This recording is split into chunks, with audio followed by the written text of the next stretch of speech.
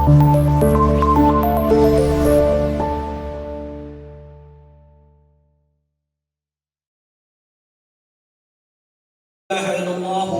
لا شريك له وأشهد أن محمدا عبده ورسوله الذي لا نبي ولا رسول بعده.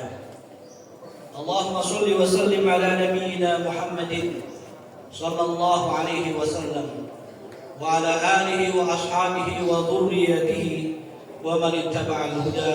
أما بعد.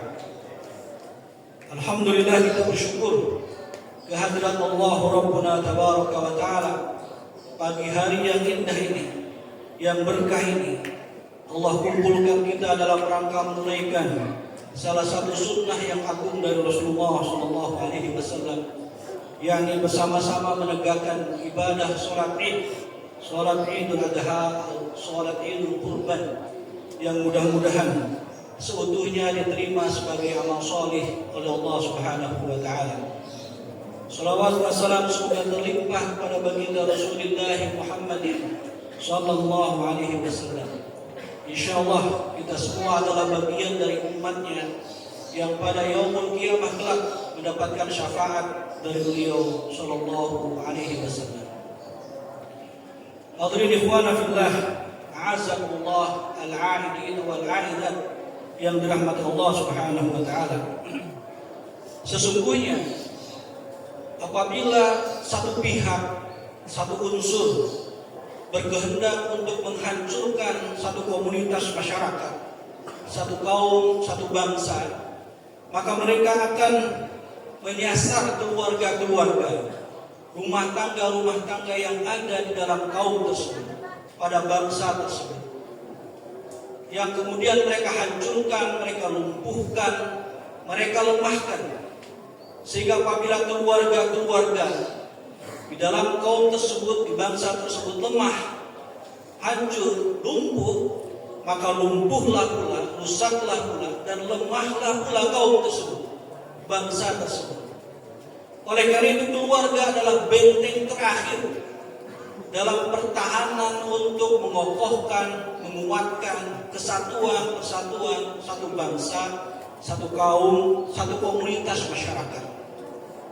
Dengan beragam cara, pihak-pihak tersebut mencoba untuk merusak, melemahkan, dan melumpuhkan keluarga-keluarga muslim apabila mereka ingin merusak komunitas masyarakat muslim, sehingga hancurlah kaum muslimin yang menjadi musuh mereka, yang menjadi lawan mereka. Dengan mendorong kita untuk melakukan perbuatan-perbuatan yang mungkar, kemaksiatan, kebatilan. Kita melaksanakan dan melakukan apa-apa yang telah Allah haramkan kepada kita. Perzinahan, pembunuhan, praktek ribawi, perjudian, dan lain-lain sebagainya. Termasuk perilaku LGBTQI+, yang di kota kita ini termasuk paling tinggi angkanya di Indonesia.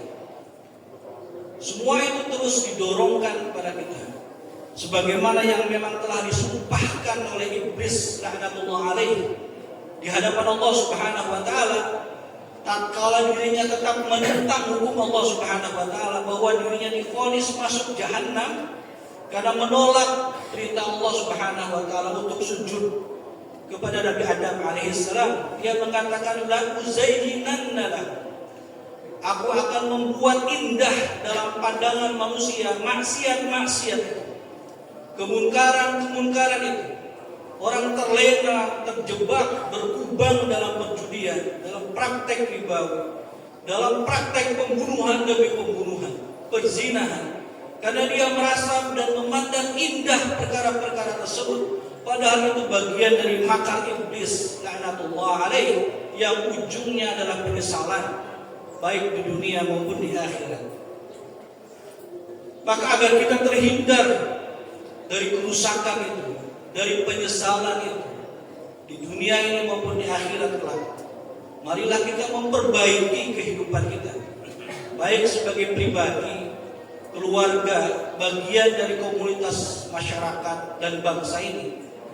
Dengan salah satu caranya adalah bertauladan kepada para nabi dan rasul, yang dalam momentum ibadah sholat Idul Adha, ibadah hari raya ini, kita berteladan kepada Nabi Allah Ibrahim alaihissalam.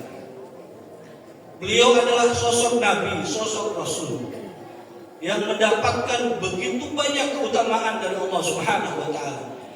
Nama beliau diulang, disebutkan oleh Allah dalam Al-Quran lebih dari 65 kali. Beliau dijadikan sebagai imam bagi manusia. Beliau adalah kekasih Allah yang milah, risalah dan ilahiyah dinisbahkan kepada beliau, yang juga ayat tegas Allah Subhanahu wa Ta'ala memerintahkan kita untuk beruswah kepada beliau alaihissalam beserta keluarganya dan pengikutnya. Keutamaan ini menegaskan kepada kita semua bagaimana kita punya kewajiban untuk bertauladan kepada Nabi Ibrahim alaihissalam, pun juga kepada Nabi Muhammad SAW yang juga berteladan kepada bapak para nabi ini, Ibrahim alaihissalam. Bagaimana cara beliau membangun, merawat dan menjaga keutuhan keluarga, keutuhan rumah tangga yang dicintai oleh Allah Subhanahu wa Ta'ala. Marilah kita simak doa Nabi Ibrahim alaihissalam yang Allah Subhanahu wa Ta'ala tetapkan dalam kalamnya di dalam Al-Quran, surah Ibrahim ayat 35 sampai ayat 37. Nabi Allah Ibrahim alaihissalam berdoa kepada Allah Subhanahu wa Ta'ala. Wa idh qala Ibrahim rabbi ij'al hadzal balada aminan wajnubni wa baniya an na'budal asnam. Ya Allah, jadikan negeri ini, Makkah ini, negeri yang aman, sejahtera, maju, tentram, gemah ripah roh jinawi, toto tentrem, kerto rahajo, dan jauhkan aku beserta keluargaku, anak cucu keturunanku dari penyembahan terhadap berhala, dari mensyirikatkan Engkau ya Allah, dari menyekutukan Engkau ya Allah, dari meminta, memohon, bersujud, bersandar, bergantung kepada selain Engkau ya Allah. Jadikan aku, keluarga, keturunanku seluruhnya hanya sujudnya, memintanya, memohonnya, berharapnya, bersandarnya, bergantungnya kepada Engkau ya Allah.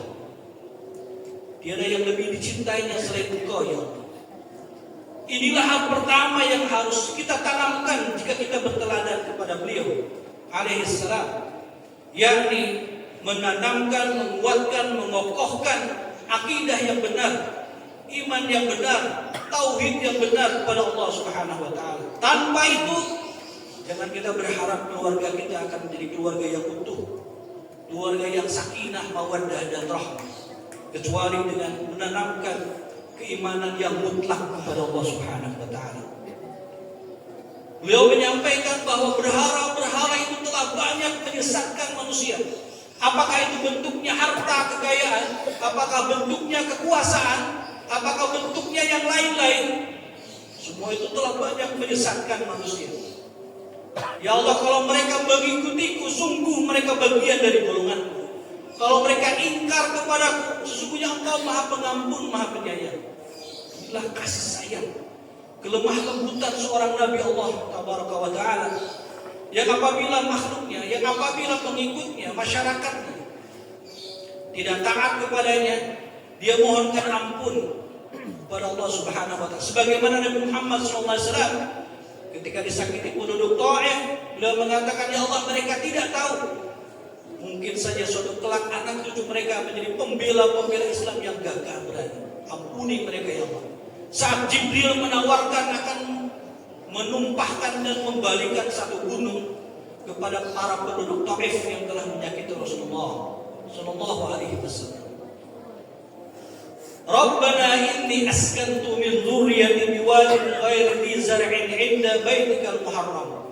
Ya Allah, aku telah menempatkan sebagian daripada keluargaku ini di satu lembah yang hara-haraan, belantara, tidak ada pohon-pohon, tidak ada kehidupan manusia di situ. Di sisi rumahmu yang suci.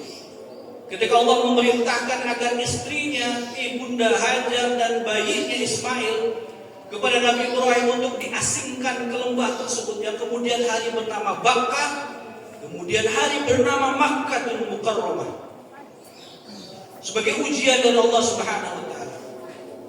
Satu tempat yang luar biasa belantara, tidak terpijak oleh manusia, tidak ada pohon-pohon di situ yang mungkin membahayakan keselamatan secara luar biasa. Tapi apa yang dilakukan oleh makhluk Allah yang mulia ini, hamba Allah yang mulia ini, beliau mengatakan, ini askantu, aku dengan tenang ya Allah, tentram, tanpa kekhawatiran ya Allah menempatkan keluargaku di sini. Padahal itu seorang perempuan dan anaknya yang masih bayi mungil. Kenapa beliau mengatakan aku dengan tenang, dengan tentram, dengan nyaman, tanpa kekhawatiran? Karena ini adalah perintah Allah. Orang-orang beriman hanya akan meyakini apapun perintah Allah, meskipun dirinya belum paham apa tujuannya, apa hikmahnya, apa ibrohnya, dia akan laksanakan itu. Sebagaimana Nabi Ibrahim AS melaksanakan perintah Allah untuk mengasingkan istrinya. Dari Palestina perjalanan berbulan-bulan ke satu lembah bernama Bakkah itu. Istrinya pun demikian. Ketika istrinya bertanya, Ibunda Hajar, apakah ini perintah Allah? Ya, ini adalah perintah Allah. Kalau begitu tinggalkan kami. Karena kami yakin Allah tidak akan menyia-nyiakan hambanya yang yakin kepada-Nya. Ini adalah tingkat ketawakalan yang bulat kepada Allah Subhanahu wa taala. Berawal dari keimanan yang bulat kepada Allah Subhanahu wa taala. Bahwa apapun perintah Allah pasti ujungnya adalah kemaslahatan. Itulah karakteristik dari syariat Islam ini. Bahwa syariat ini ujungnya adalah kebaikan bagi kehidupan manusia, kemaslahatan bagi kehidupan manusia. Maka laksanakan apa yang Allah perintahkan, apapun itu bentuknya. Tinggalkan apa yang Allah larang, apapun itu bentuknya, karena pasti ujungnya demi kemaslahatan kehidupan kita di dunia dan di akhirat. Inilah kehebatan pendidikan Ibrahim kepada istri dan anak-anaknya, sehingga memiliki keimanan dan ketawakalan yang dahsyat seperti itu. Dapat kita bayangkan ketika Nabi Ibrahim diperintahkan untuk menyembelih putra tercintanya ini yang 90-an tahun, beliau terus berdoa, Rabbi habli minas shalihin, Rabbi habli minas shalihin. Siapa yang akan melanjutkan estafeta dakwah ini ya Allah? Yang akan melanjutkan dakwah risalah ini ya Allah, kalau aku nggak punya keturunan. Beliau terus memohon kepada Allah, dan Allah berikan. Lalu tumbuh menjadi anak yang sangat dicintai, disayangi. Lagi sangat dicintai, disayangi, itu Allah perintahkan sembelih anakku itu. Mana orang tua yang tega, mana seorang ayah yang tega, seorang ibu yang tega menyembelih anak yang sangat dicintai. Tapi itu dikerjakan oleh Nabiullah Ibrahim. Beliau tanya dulu kepada anaknya, Faldur madza tara? Gimana pendapatmu? Ini Ibrahim seorang ayah yang demokratis. Kalau itu urusan keluarga, urusan kepentingan istri, urusan kepentingan anak, diajak musyawarah keluarganya, tidak otoriter. Gimana pendapatmu? Padahal karena ini adalah perintah Allah langsung, tanpa musyawarah pun mestinya langsung beliau kerjakan dan laksanakan. Tapi kenapa beliau tanya itu? Untuk menguji seberhasil apakah pendidikan agama beliau kepada anaknya selama ini. Kalau anaknya menjawab kerjakan ya ayah, maka berhasil pendidikan agama beliau. Kalau anaknya menolak, maka gagal pendidikan beliau terhadap anaknya selama ini. Dan apa jawaban Ismail remaja saat itu? Beliau mengatakan, ya abatif al-ma tu'mar. Wahai ayah, kerjakan apa yang Allah perintahkan itu. Sukseslah pendidikan agama yang selama ini ditanamkan oleh Nabi Ibrahim kepada anaknya dan anak yang siap taat kepada Allah Subhanahu. Apapun perintahnya, perintah yang nampak sekilas sangat mengerikan, sangat mustahil dan tidak mungkin itu dilakukan oleh manusia.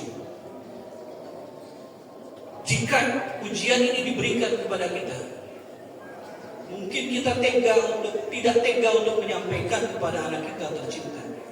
Dan mungkin juga jawabannya tidak sama anak kita dengan jawaban Ismail alaihissalam kepada bapaknya. Kalau Ismail alaihissalam menjawab, kerjakan wahai ayah. Ya abatif al-ma-tu'mar. Bisa jadi anak kita akan menjawab, ayah apaan kau ini? Sesungguhnya dari dulu aku yang pengen nyembelih ayah. Aku yang pengen nyembelih mama, menyembelih. Dan kita saksikan dalam hari-hari sosial media kita, pemberitaan di ruang-ruang media kita, banyak anak yang membunuh orang tuanya diakibatkan kegagalan memberikan pendidikan yang benar terhadap anak-anaknya tersebut. Dan semuanya itu berawal dari kepantasan seorang ayah, seorang suami, seorang kepala rumah tangga untuk dicontoh dan ditaati. Ismail saat itu sudah menjadi seorang remaja, sudah balik, sudah dapat berpikir kritis, sudah dapat memilah mana yang buruk, mana yang tidak, mana yang benar, mana yang tidak. Sudah dapat membantah apabila itu tidak benar. Dia tidak akan mandah begitu saja untuk disembelih. Apabila ayahnya Ibrahim alaihissalam dikatakan seorang koruptor, ahli maksiat, ahli kemungkaran, suka bohong, suka ingkar janji, tidak amanah, tidak akan anak Ismail ini yang kemudian akan begitu saja menerima keputusan Allah tersebut. Tapi karena beliau memang melihat ayahnya pantas untuk ditaati, layak untuk diikuti, karena memang ayahnya adalah orang beriman kepada Allah, yang tawakalnya tinggi kepada Allah, yang ahli ibadah. Maka beliau menyatakan, kerjakan wahai ayah apa yang Allah perintahkan. Dimulai dari ya ayyuhalladzina amanu qu anfusakum wa ahlikum nar. Untuk menyelamatkan sekeluarga dari api jahanam itu, pantaskan dulu, layakkan dulu kalian wahai para bapak, para suami, para kepala rumah tangga. Baru dengan itu mudah kita akan mendidik istri dan anak-anak kita. Seringkali kita dibalik-balikin oleh istri dan anak kita. Ayah saja tidak demikian. Ayah saja nggak begitu, kata anak kita. Bapak kok begitu, nyuruh-nyuruh begini kepada kamu. Kenapa? Karena kita belum pantas untuk diteladani. Ini yang kedua, bagaimana kita membangun, merawat, menjaga keutuhan rumah tangga yang diridhoi oleh Allah Subhanahu wa taala. Yang ketiga adalah Rabbana liyuqimus shalah faj'al af'idatan minan nas tahwi ilaihim. Agar mereka ini ya Allah menegakkan ibadah salat dan jadikan hati manusia cenderung kepada mereka. Tiga yang harus kita lakukan. Yang ketiga ini adalah menjadikan keluarga kita keluarga yang rajin dan taat ibadah kepada Allah Subhanahu wa taala. Rajin menegakkan ibadah salat untuk menyembah dan ibadah kepada Allah Subhanahu wa taala. Malaikat tidak akan masuk pada satu rumah yang tidak terdengar alunan kitab suci di dalamnya, tidak tegak ibadah salat di dalamnya, tidak ada zikir di dalamnya. Rumah-rumah itu bagaikan kuburan yang kemudian malaikat rahmat enggan untuk mencurahkan rahmat Allah Subhanahu wa taala kepada keluarga tersebut, kepada ayah, kepada ibu, kepada anak-anak di rumah-rumah tersebut. Maka jadikan keluarga kita adalah keluarga yang cinta sholat, cinta ibadah kepada Allah Subhanahu wa taala. Karena istri kita, mungkin anak kita, mereka melalaikan ibadah sholat, bahkan tidak melaksanakan ibadah sholat, bukan karena tidak mengetahui cara bagaimana melaksanakan ibadah sholat, tapi belum tumbuh kecintaannya terhadap pelaksanaan ibadah sholat. Karena kalau sudah tumbuh, tidak menunggu harus azannya berkumandang, tidak harus menunggu kita marah-marahin, tidak harus menunggu kita omelin, tidak harus menunggu kita dorong-dorong, kita suruh-suruh untuk datang ke masjid. Dia dengan kesadarannya sendiri berangkat ke masjid, mengambil air wudu, berzikir, menantikan ibadah sholat, dan menegakkan bersama-sama berjamaah ibadah sholat sebagai bentuk penghambaan kepada Allah Subhanahu wa taala. Dan yang terakhir, Nabi Ibrahim alaihissalam berdoa kepada Allah, warzuqhum minaz thamarat la'allahum yashkurun. Setelah keluarga kita mencintai ibadah sholat, mencintai ibadah kepada Allah, yang kemudian juga Allah kabulkan doa Nabi Ibrahim agar hati manusia cenderung kepada Makkah, cenderung kepada Ka'bah, cenderung kepada meneladani keluarga Nabi Ibrahim, sehingga mereka selalu mendambakan untuk dapat pergi ke Baitullah, melaksanakan ibadah umroh, ibadah haji, ruku, sujud di dalam. Maka Nabi Ibrahim memohon agar berikan rezeki buah-buahan ya Allah kepada mereka ini agar mereka menjadi hamba yang bersyukur. Satu hal yang Allah kabulkan dari doa Nabi Ibrahim ini adalah Allah berikan kepada penduduk Makkah itu buah-buahan meskipun pohonnya tidak dapat ditanam di Makkah al-Mukarramah sebagai buah hasil dari doa Nabi Allah Ibrahim AS agar mereka pandai bersyukur nikmat. Ini hal terakhir yang harus juga kita tanamkan kepada keluarga kita agar keluarga kita utuh, terawat, terjaga, diridhoi oleh Allah, disukai, dicintai oleh Allah, adalah menjadi keluarga yang pandai bersyukur nikmat, bukan keluarga yang kufur atas nikmat Allah Subhanahu wa taala. Ada berapa banyak keluarga pecah, keluarga lemah, keluarga bersisih, keluarga bertengkar akibat tidak pandai bersyukur nikmat atas apa rezeki yang Allah telah berikan kepada mereka.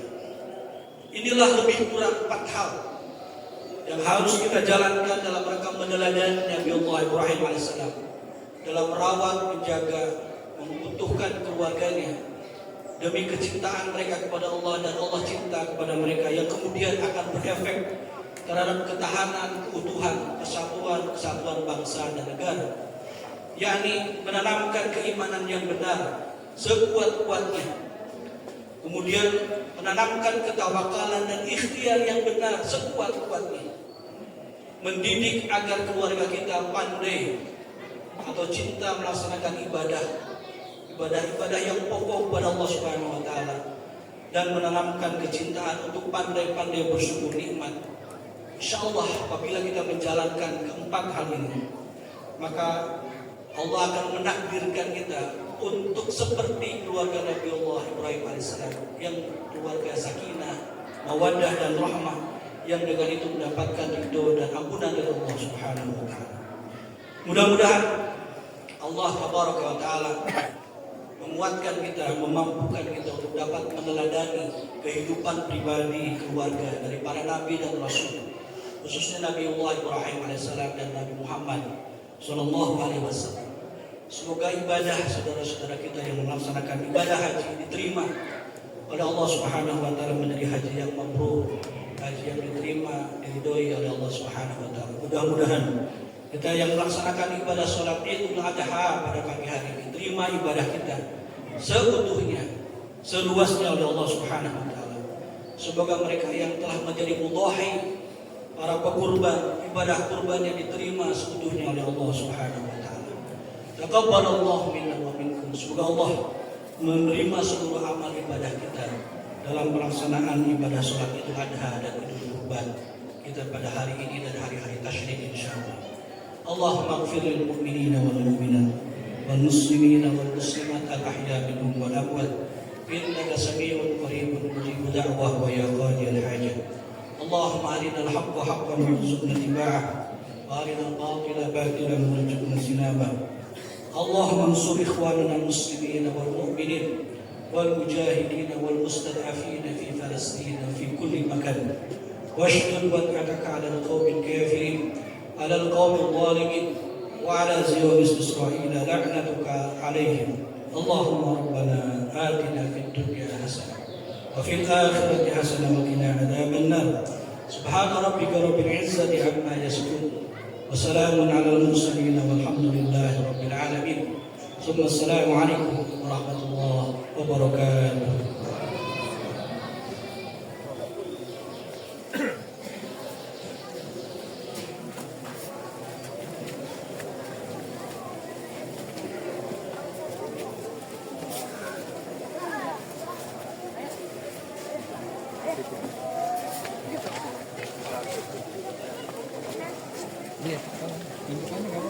Allahu Akbar, Allah